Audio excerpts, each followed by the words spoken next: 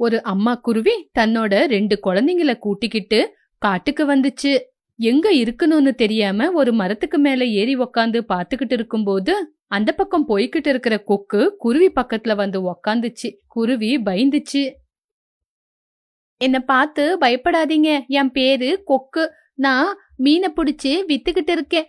அதே மீனை பிடிச்சி தான் சாப்பிட்டுக்கிட்டு இருக்கேன். உங்களை பார்த்தா இந்த காட்டுக்கு புதுசா வந்த மாதிரி தெரியுது. ஆமாங்க கொக்கு. ஐயோ, இந்த மாதிரி வாங்க போங்கன்னு எல்லாம் பேசுறது வேண்டாம். என்ன பேரு வச்சு கொக்குன்னே நீங்க கூப்பிட்டுக்கலாம். என் பேரு குருவி. இவங்க 2 பேரும் என்னோட குழந்தைங்க. என் புருஷன் அதிக பணத்துக்கு ஆசைப்பட்டு வெளிநாட்டுக்கு வேலைக்கு போயிட்டாரு எங்களை விட்டுட்டு. இப்ப நீங்க அந்த இடத்துல இருக்கிறதுக்கு பிடிக்காம இப்போ இந்த காட்டுல இருக்கிறதுக்கு வந்திருக்கீங்க. உங்களுக்கு எந்த பிரச்சனையும் இல்லைன்னா என் கூட வாங்க. உங்களுக்கு தங்குறதுக்கு ஒரு இடத்த காட்டுறேன். அந்த வீட்டுக்கு இடது பக்கம் நான் இருக்கேன். வலது பக்கம் பறவை இருக்கு. தெற்கு திசைக்கு கிளி இருக்கு. மேற்கு திசையில கழுகு இருக்குது. ஐயோ, கழுகா? அது பேருதான் கழுகு. ஆனா கறி சாப்பிடாது. நம்மள மாதிரி காய்கறி தான் சாப்பிடும். அப்படின்னு ரொம்ப நம்ப கூடாது. நம்ம ஜாகிரதையில நம்ம இருக்கணும். நான் பத்திரமா இருந்துக்குவேன். வாங்க, வீட்டை காட்டுங்க. இப்படி குருவி சொன்ன உடனே எல்லாருமே சேர்ந்து பறந்து போனாங்க. குருவி கூட எதுவுமே பேசாம கொக்கு பின்னாடியே போச்சு. அதே காட்டுல இருக்கிற திருட்டு காக்கா கையில ஒரு மொக்கா சோளத்தை எடுத்துக்கிட்டு பறந்து போய்கிட்டு இருக்கும்போது கிளி கோல் எடுத்துக்கிட்டு காக்கா பின்னாடியே அதை துரத்திக்கிட்டே போச்சு. இல்லடி நில்லு, எனக்கு சேர வேண்டிய சாப்பாட என்கிட்ட இருந்து புடுங்கிட்டு போறியா நீ? அப்போ முன்னாடி பறந்துகிட்டு போய்கிட்டு இருக்கிற காக்கா, இல்ல கிளி இல்ல, உன் சாப்பாட எனக்கும் கொஞ்சம் குடுக்கறியா? அட மானம் கெட்டவளே, இந்த மாதிரி சாப்பாட எப்படி திங்கிற? உனக்கு எப்படிதான் ஜீரணமாகுது? அதுக்குதான் கிளி, அதுக்குதான் சொல்றேன். உனக்கு இருக்கிற புத்திய எனக்கு கொஞ்சம் கொடுத்துட்டு போ. அப்ப நான் கூட திருட்டுத்தனம் பண்ணாம உன்ன மாதிரியே கஷ்டப்பட்டு சாப்பிடுறேன். இப்படி சிரிச்சுக்கிட்டு ஒரு மரத்துக்கு கீழே வந்து உக்காந்துச்சு. கிளி கூட அந்த கம்பை எடுத்துக்கிட்டு காக்காவை அடிக்கிறதுக்காக அந்த மரத்துக்கு கீழே வந்து தேடினப்போ அங்க காக்கா இல்ல. ஆனா கிளிக்கு எங்கேயும் அந்த திருட்டு காக்கா கிடைக்கல. அதனால கிளி கண்ணீரை விட்டுக்கிட்டு அந்த கம்ப கீழே போட்டுட்டு அதோட வீட்டுக்கு போக பாக்கும்போது வழியில விறகு கொண்டு போற பறவைய பாத்துச்சு. என்ன கிளி, எதுக்காக அழுவுற? நம்மள அழுக வைக்கிறதுக்குன்னே இந்த காட்டுல ஒண்ணு இருக்குல்ல. ஓஹோ, அந்த திருட்டு காக்கா உன்னோட சாப்பாட திருடிட்டு போயிடுச்சா? ஆமாண்டி பருவ. ஐயோ கிளி, எப்படி அதோட கண்ணுல மாட்டின? ஐயோ கிளி, அது எப்படிதான் திருடுது, எப்படிதான் மாயமாகுதுன்னு யாருக்குமே தெரியல. அப்படி இருக்கும்போது அதை தேடி இவ்ளோ தூரம் நீ வந்து திரிஞ்சியா? ஆமாம் பருவ, மொக்காச்சோளம் தோட்டத்துக்கு நான் காவலா இருந்த கஷ்டப்பட்டு வேலை செஞ்சு அதை கொண்டு வந்து வீட்டுல வச்சுட்டு விறகுக்காக போனேன். வந்து பாக்கும்போது திருடிக்கிட்டு வந்துடுச்சு. இது போதாத அந்த காக்காவுக்கு, நீ கஷ்டப்பட்டு வேலை செஞ்சுட்டு வந்து மொக்காச்சோளத்தை வீட்டுக்குள்ள வச்சுட்டு விறகுக்காக வெளியே போனா உன்னை பார்த்த அந்த காக்கா மெதுவா வந்து எடுத்துக்கிட்டு வந்திருக்கு. ஆமாண்டி பறவை. இதுக்கப்புறம் நீ கொஞ்சம் கவனமாவே இரு. எப்பவுமே எங்கேயாவது போகும்போது வீட்டை நல்லா பூட்டி வச்சுட்டு சமையல் செஞ்சதெல்லாம் எங்கேயாவது எடுத்து ஒளிச்சு வச்சுட்டு போ. சரி, இன்னைக்கு என்கிட்ட இருக்கிற சாப்பாட சாப்பிடலாம், வா என் வீட்டுக்கு போலாம். அப்படி சொல்லி பறவை அதோட வீட்டுக்கு கூட்டிட்டு வந்துச்சு. இப்படி பறவை அதோட வீட்டுக்கிட்ட குருவியும் அதோட பசங்களையும் கொக்கையும் பாத்துச்சு. முதல்ல வீட்டை தொற, உள்ள உக்காந்து பேசலாம். அப்படி கொக்கு சொன்ன உடனே பறவை வீட்டை திறந்துச்சு. எல்லாருமே உள்ள உக்காந்து பேச ஆரம்பிச்சாங்க. கிளி வீட்டை சாத்திட்டு எல்லாருமே பெட் மேல உக்காந்து பேச ஆரம்பிச்சாங்க. கொக்கு குருவியோட கதையை சொல்லிச்சு. எல்லாருமே கவலைப்பட்டாங்க. என்ன சொல்ற பறவை, அந்த வீட்டை குடுக்கறியா? குடுக்கறேன். குருவி, இந்த வேளை என் வீட்டுல சாப்பிடுங்க, நைட்டுக்கு உங்க வீட்டுல சமையல் செஞ்சுக்கங்க. அப்படி சொல்லி பறவை எல்லாருக்கும் சாப்பாடு கொடுத்துச்சு. எல்லாருமே சாப்பிட்டாங்க. கொஞ்ச நேரத்துக்கு அப்புறம் குருவிய அதோட பசங்க கூட சேர்ந்து ஒரு வீட்டுல வச்சுச்சு. காட்டுல இருக்கிற அந்த திருட்டு காக்காவை பத்தி சொன்னாங்க. பத்திரமா இருக்க சொல்லி சொன்னாங்க. ஆமா, உன் குழந்தைங்கள எப்படி வளர்க்க போற? இதுக்கு முன்னாடி நான் காய்கறியை வித்துக்கிட்டு இருந்தேன். இதுக்கப்புறமும் காய்கறியே விக்கிறேன். அது இல்ல குருவி, இப்ப வரப்போறது மழை காலம். இந்த மழை காலத்துல எப்படி காய்கறி விக்க போற?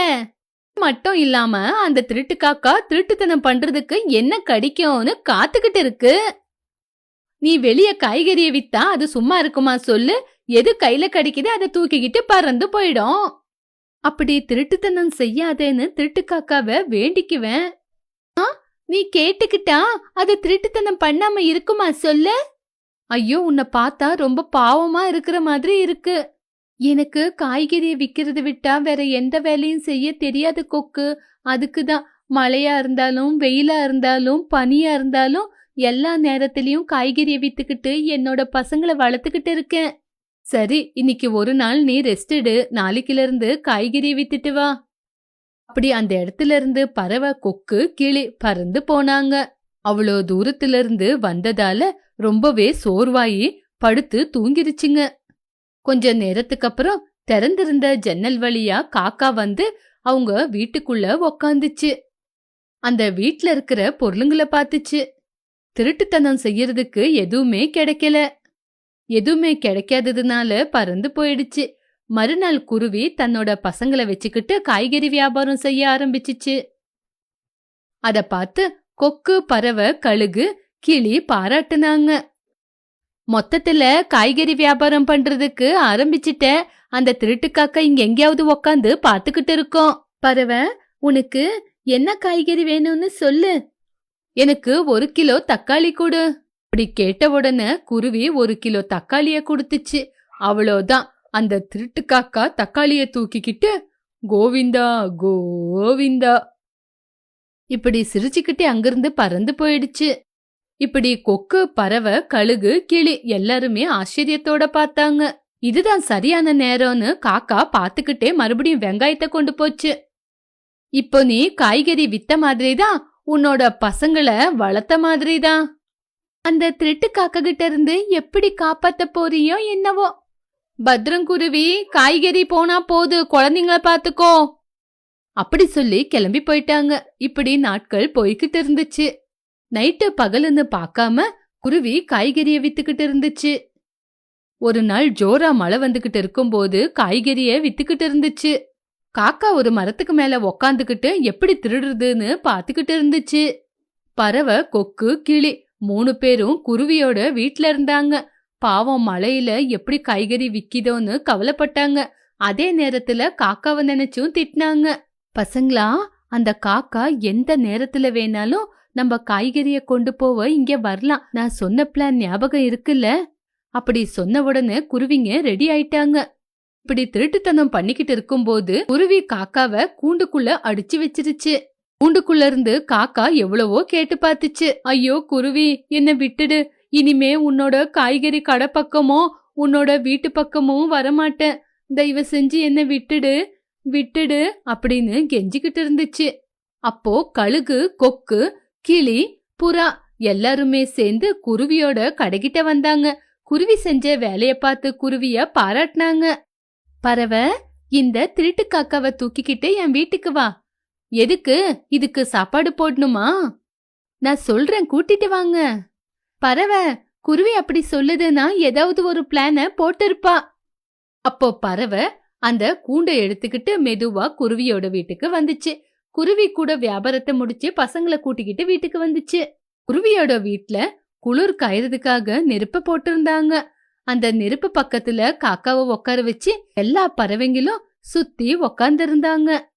கூண்டுக்குள்ள இருந்து காக்கா அவங்கள பார்த்து, என்ன எல்லாரும் என்ன அப்படி பாத்துக்கிட்டு இருக்கீங்க? தயவு செஞ்சு என்ன விட்டுருங்க. நான் இந்த காட்டுக்குள்ளேயே இருக்க மாட்டேன், எங்கேயாவது தூரமா போய் பொழைச்சுக்கிறேன். அப்படி வேண்டிக்கிட்டு இருக்கும்போது குருவி, இங்க பாரு திருட்டு காக்கா, இவ்வளோ நாளு உன்னோட ஆட்டம் செல்லிச்சு, ஆனா இதுக்கப்புறம் செல்லாது. பாரு காக்கா, திங்கக்கிழமை என் வீட்ல, செவ்வாய்க்கிழமை பறவையோட வீட்ல, புதன்கிழமை கிளியோட வீட்ல, வேலைக்கிழமை கொக்கோட வீட்ல, வெள்ளிக்கிழமை கழுகோட வீட்ல, இப்படி ஒரு வீட்லயும் நீ வேலை செய்யணும். அப்படி சொன்ன உடனே கூண்டுக்குள்ள இருக்கிற காக்கா ரொம்ப கவலையா மூஞ்ச வச்சுக்கிச்சு. எல்லா பறவைங்களும் சந்தோஷப்பட்டாங்க. சனிக்கிழமை ஞாயிற்றுக்கிழமை எனக்கு லீவா? நீ என்ன சாஃப்ட்வேர் வேலை தான் செய்யறியா? வீட்டு வேலை தானே செய்யற. வீட்டு வேலைக்கெல்லாம் லீவ் கொடுக்க முடியாது. வெள்ளிக்கிழமை, சனிக்கிழமை, திங்கக்கிழமை 3 நாளும் நீ என் வீட்ல தான் வேலை செய்யணும். அப்படி சொன்ன உடனே கூண்டுக்குள்ள இருக்கிற காக்கா அழுந்துகிட்டே, செஞ்ச தப்புக்கு தண்டனை அனுபவிச்சுதானே ஆகணும். இப்படி அன்னையில இருந்து காக்காவோட காலுக்கு ஒரு கயிறை கட்டி ஒவ்வொருத்தரும் ஒவ்வொரு நாளும் அவங்க வீட்ல வேலைக்கு வச்சுக்கிட்டு அதுக்கப்புறம் காக்காவுக்கு கொஞ்சம் சாப்பாடு கொடுத்தாங்க. இப்படி திருட்டு காக்காவோட வாழ்க்கை போய்கிட்டு இருந்துச்சு.